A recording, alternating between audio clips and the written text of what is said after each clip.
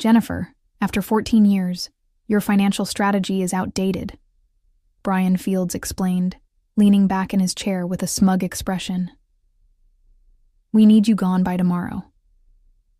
I sat across from him in the boardroom of Velthorn Global Headquarters, my hands folded neatly on the polished mahogany table. The Houston skyline glittered beyond the floor-to-ceiling windows, a view I'd cherished during countless meetings over my tenure as senior financial controller. I understand, I replied evenly, meeting his gaze. Thank you for the opportunity. My calm response clearly confused him. His eyebrows furrowed slightly, as if he'd expected tears or protests. Instead, I gathered my notes, straightened my blazer, and walked out with my head held high. My name is Jennifer McAllister. I'm 52 years old and have dedicated 14 years to managing the financial controls at Velthorn Global, an international logistics company with operations in 37 countries. I've survived 3 CEOs, 2 recessions, and countless reorganizations. I've built systems that saved the company millions and protected it from financial irregularities. And now, I'd just been unceremoniously fired by a man who'd been with our company for less than 3 months. Brian Fields arrived at Velthorn with great fanfare, an Ivy League education, experience at a prestigious consulting firm, and promises of revolutionary financial management. The board was impressed by his flashy presentations and modern approach. What they failed to see was what I noticed immediately: inconsistencies in his claims, vague references to past successes, and an alarming willingness to bend accounting protocols. As I emptied my desk into cardboard boxes, I thought about the meeting I'd had 2 weeks earlier with Elaine Woodward, the head of the audit committee. She'd called me to her office after hours, closed the door, and spoken in hushed tones. Jennifer, we've noticed some unusual patterns in expense reports and contract approvals coming from the new CFO's office, she'd said, sliding a folder across her desk. Nothing concrete yet, but enough to raise concerns. We'd like you to look into it, discreetly. I'd already noticed the discrepancies myself. Large consulting fees to companies I couldn't verify. Travel expenses that didn't match known business trips. Contract terms altered after approval. I'd begun documenting everything, organizing evidence meticulously as was my nature. What Brian didn't realize when he fired me was that I wasn't just some outdated financial controller. I was the person who designed Velthorn's financial control systems. I knew every digital passage, every approval workflow, and every audit trail. More importantly, I knew exactly what I needed to find to expose whatever he was hiding. As I carried my boxes to my car, I wasn't angry. I was determined. Brian Fields had just made the biggest mistake of his career. I've never been one for grand displays of emotion. My father, a mathematics professor, had taught me that logic and evidence always triumph over drama and outbursts. This philosophy had served me well throughout my life, particularly in my finance career where precision and facts were currency. My modest 2-bedroom condo welcomed me as I arrived home earlier than usual. 14 years at Velthorn had allowed me to create a comfortable life, if not extravagant. My retirement fund was solid, my mortgage nearly paid off. I could have simply walked away, found another position, and left Brian Fields to whatever schemes he was orchestrating. But that wasn't who I was. I poured myself a glass of Cabernet and settled at my dining table, spreading out the documents I'd been quietly collecting over the past few weeks. Before I'd left the office, I had emailed myself key reports that I knew would be relevant. Nothing confidential. I was too ethical for that. Just the publicly available information that, when placed in the right context, told a damning story. My phone buzzed with a text from Elaine. Heard the news. Call me. I dialed her immediately. Jennifer, I'm shocked, she said when she picked up. This came out of nowhere. Not entirely, I replied. Brian's been pushing me out since he arrived. I just didn't expect it to happen quite so abruptly. The timing is suspicious, considering what we discussed, Elaine said carefully. Have you found anything concrete? Not yet, but I'm close. I've identified patterns in the consulting contracts with Meridian Bay Holdings. The company exists on paper, but I can't find any evidence of actual services provided. That's concerning, but not enough for the board to act on, Elaine sighed. Give me 2 weeks, I said. I may no longer have direct access to the systems, but I've built relationships with people who do, and I know exactly what to look for. After we hung up, I spent the evening organizing my approach. I created a detailed timeline of Brian's actions since his arrival, noting coinciding financial activities. I listed key staff members who might provide insights without compromising their positions. I identified external sources that could verify my suspicions. The next morning, instead of heading to the office as I had for 14 years, I set up shop at my dining table. My laptop, notepads, and financial documents spread across the surface. I had contacts throughout the financial industry in Houston, people who respected me and my work. It was time to call in some favors. By noon, I'd spoken with 3 former colleagues who now worked at banks that handled Velthorn's accounts. They couldn't share specifics, but their careful hints confirmed my suspicions. Something wasn't right with the new financial arrangements Brian had established. A week into my investigation, I received an unexpected visitor. Thomas Wright, Velthorn's IT director, rang my doorbell at 8 p.m. Sorry to drop by unannounced, he said, nervously adjusting his glasses. But I couldn't risk communicating through company channels. I invited him in, offering coffee, which he gratefully accepted. Things have been strange since you left, Thomas confided, his voice low despite us being alone in my condo. Brian's brought in a new IT security team. They've modified access protocols to the financial systems. Even I don't have full visibility anymore. That's unusual, I said, keeping my tone neutral even as alarm bells rang in my mind. There's more, Thomas continued. Yesterday, I was asked to retrieve all emails between you and the audit committee dating back 6 months. I had to comply officially, but... He reached into his messenger bag and handed me a flash drive. I wanted you to know. This was the setback I'd been anticipating. Brian was covering his tracks, likely having realized the audit committee had concerns. His firing me suddenly made perfect sense. He'd discovered I was looking into his activities. Thank you for taking this risk, I told Thomas sincerely. After he left, I plugged in the drive and reviewed its contents.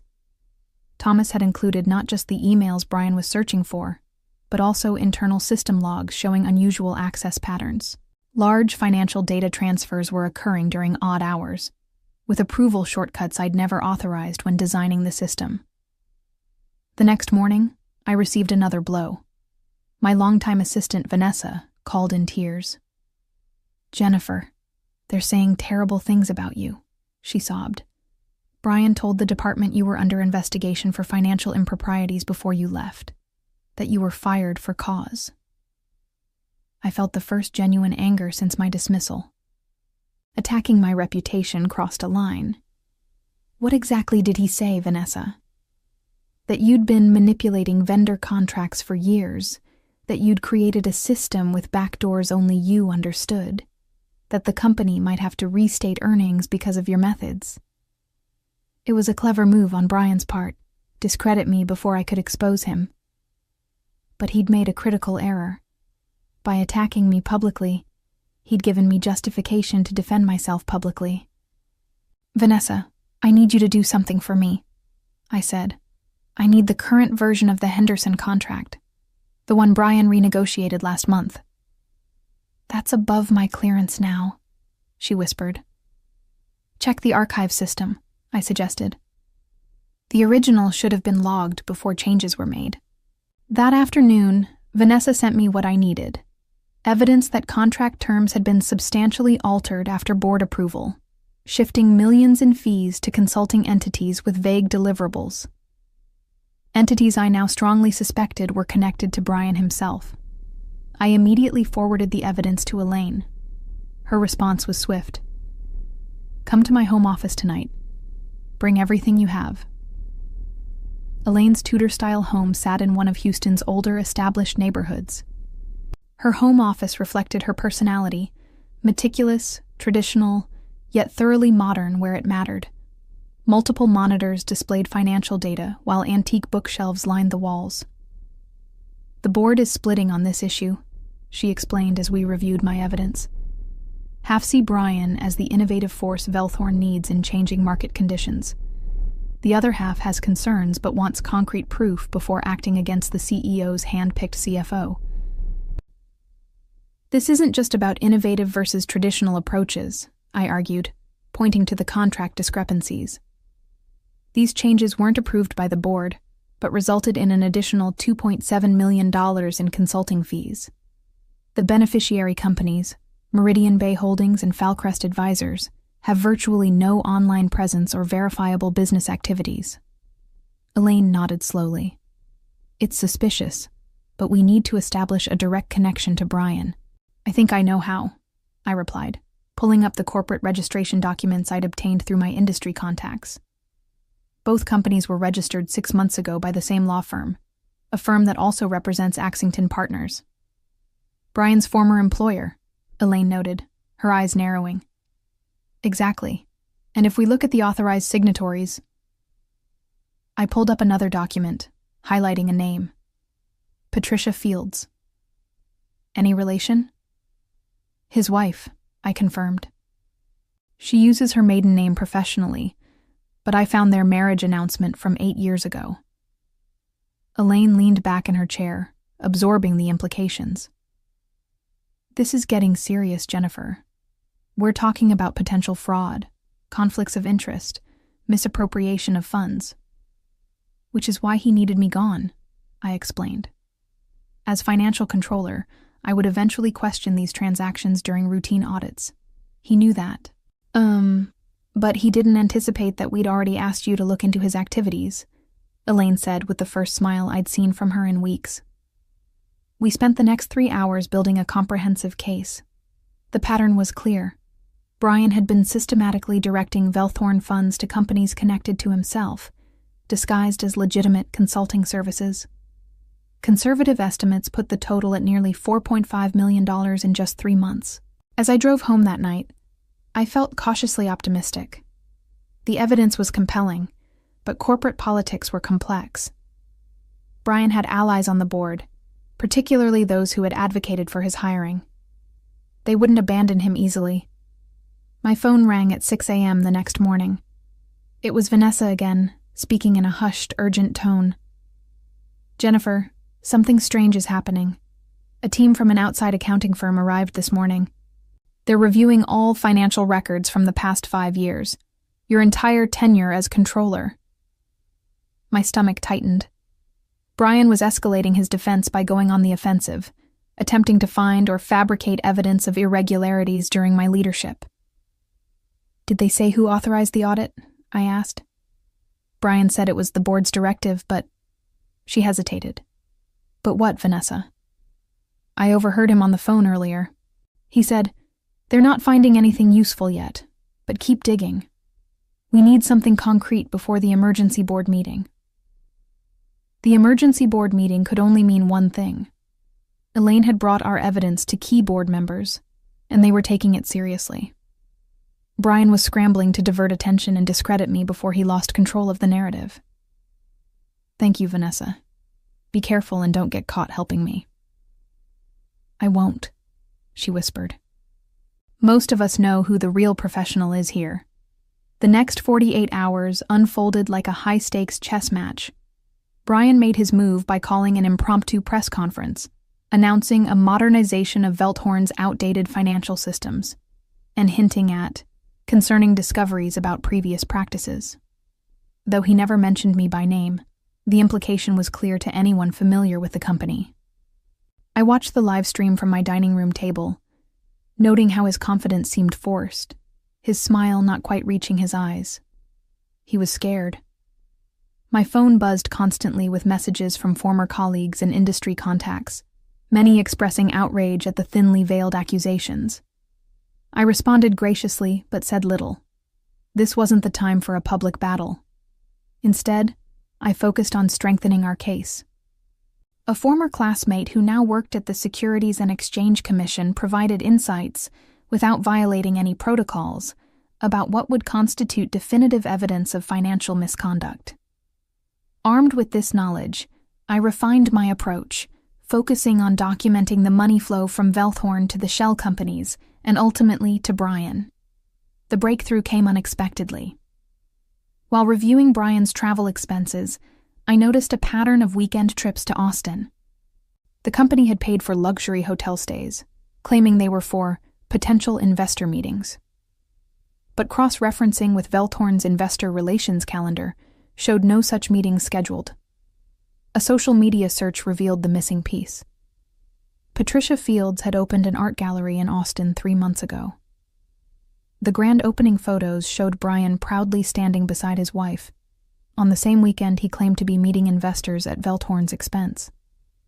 More damning was what I discovered when I dug deeper. The gallery's business filing listed its primary financial backer as Meridian Bay Holdings, the same shell company receiving consulting fees from Velthorn. I immediately sent the evidence to Elaine, who responded with a single line. Emergency board meeting moved up to tomorrow, 9 a.m.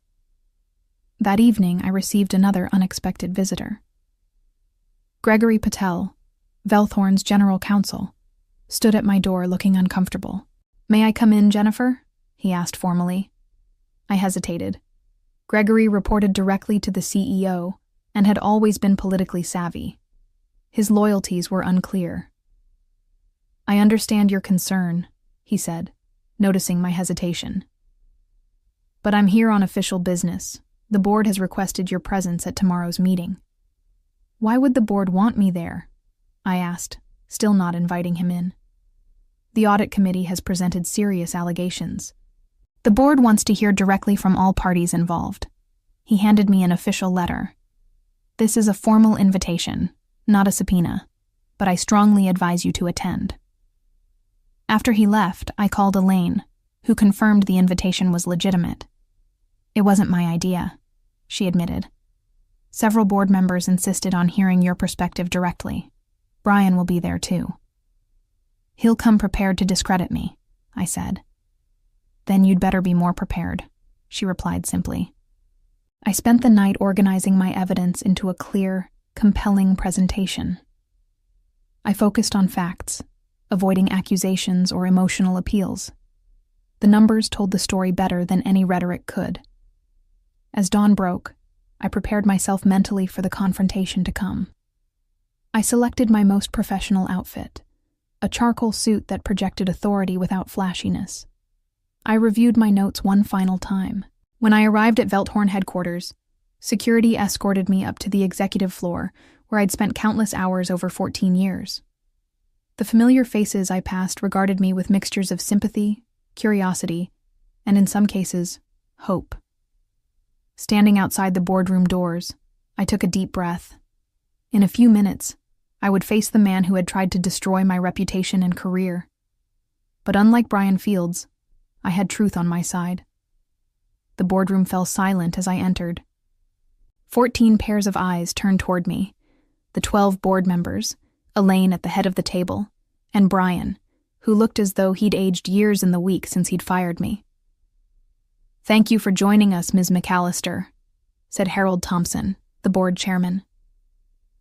"We find ourselves in an unusual situation that requires clarity." I nodded professionally, taking the empty seat directly across from Brian.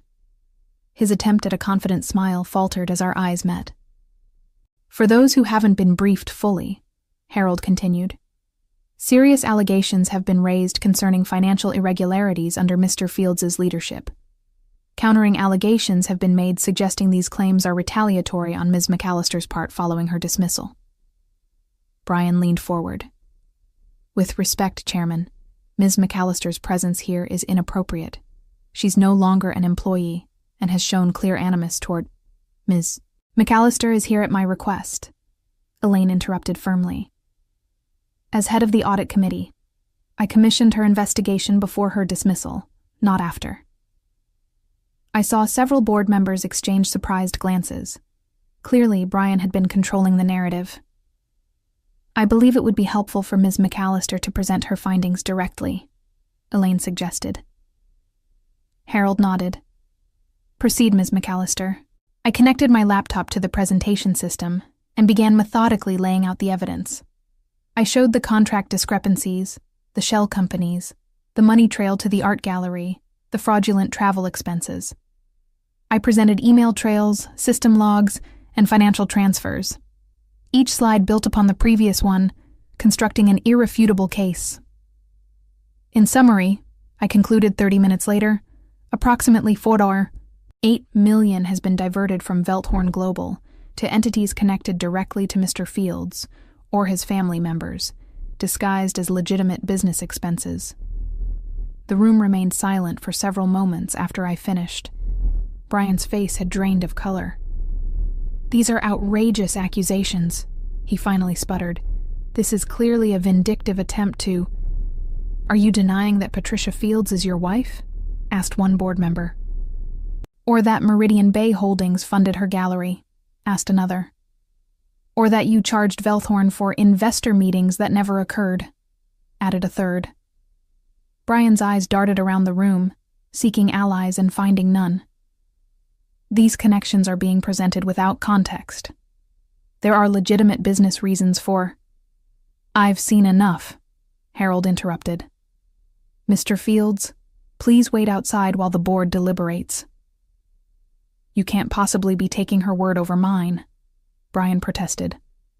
"She's clearly biased and—" "Outside, Mr. Fields," Harold repeated firmly. "You'll have an opportunity to respond formally through your counsel." After Brian left, Harold turned to me. "Ms. McAllister, thank you for your thorough presentation. The board would also like you to step out while we discuss next steps." I gathered my materials and walked toward the door. As I reached for the handle, Harold spoke again. "One more thing, Ms. McAllister. The methods you used to gather this evidence, would you characterize them as outdated?" A small smile crossed my face. "I prefer the term thorough, Chairman Thompson." Several board members chuckled, breaking the tension in the room. In the hallway, I saw Brian speaking urgently with Gregory Patel. When he noticed me, he broke off mid-sentence, his face contorting with anger. "You think you've won," he hissed, "but this isn't over. I have connections you can't imagine." I replied calmly, "Unfortunately for you, Mr. Fields, I don't rely on imagination. I rely on evidence." The board's deliberation lasted nearly 2 hours. I waited patiently in a small conference room, reviewing emails on my phone. Brian paced the hallway outside, periodically making heated phone calls. Finally, Gregory Patel appeared. "The board would like to see both of you." We returned to the boardroom, where Harold's expression revealed nothing about their decision. "After careful consideration of the evidence," he began, "the board has reached several conclusions. First, there is sufficient cause to terminate Mr. Fields' employment with Velthorn Global, effective immediately." Brian started to protest, but Harold held up his hand. "Second, we have notified appropriate authorities regarding the financial irregularities uncovered. Mr. Fields, I suggest you retain legal counsel promptly." Brian's face flushed deep red. "This is a mistake you'll all regret. I have explanations for everything presented today." "Save them for the investigation," Harold replied coldly. "Security will escort you to clear out your personal belongings." As Brian was led away, Harold turned to me. "Ms. McAllister, the board owes you an apology. Your dismissal was clearly orchestrated to conceal financial misconduct." "Thank you, Chairman," I replied professionally. "Which brings me to our third conclusion," Harold continued. "The board would like to offer you reinstatement to your position with a significant compensation adjustment to reflect both your loyalty and the apparent increased scope of your responsibilities." I hadn't expected this turn of events. I'd been focused on exposing Brian, not on returning to Velthorn. "Additionally," Elaine added, "we'd like to create a new position reporting directly to the Audit Committee, Chief Compliance Officer. You would have independent authority to investigate any financial concerns without interference from executives." The offer was compelling. Increased authority, direct board access, and, reading between the lines, protection from any future executive who might find my methods too rigorous. I appreciate the offer, I said carefully. I'd like some time to consider it. Harold nodded. Of course, but I hope you'll agree that Velthorn needs exactly the kind of financial leadership you've demonstrated. Thorough, ethical, and apparently impossible to intimidate. 3 weeks later, I walked back into Velthorn Global as the newly appointed Chief Compliance Officer. My first task was to conduct a comprehensive review of all financial activities during Brian's brief tenure. The damage was extensive but contained.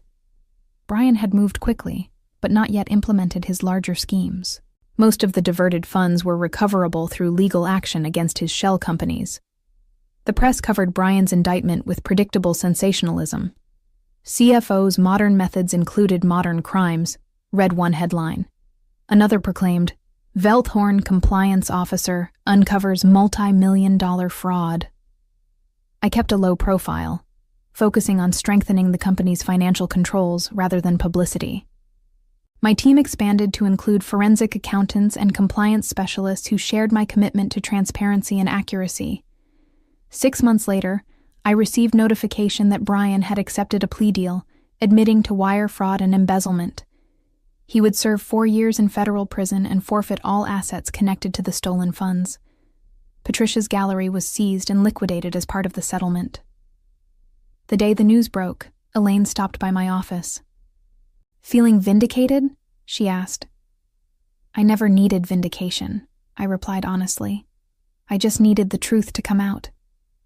She smiled knowingly. Well, the board is certainly pleased. Your new compliance framework has already prevented 2 significant control issues that could have caused problems down the line. Just doing my job, I said. Your outdated job? She teased. I finally allowed myself a genuine laugh. You know, I've come to appreciate that label.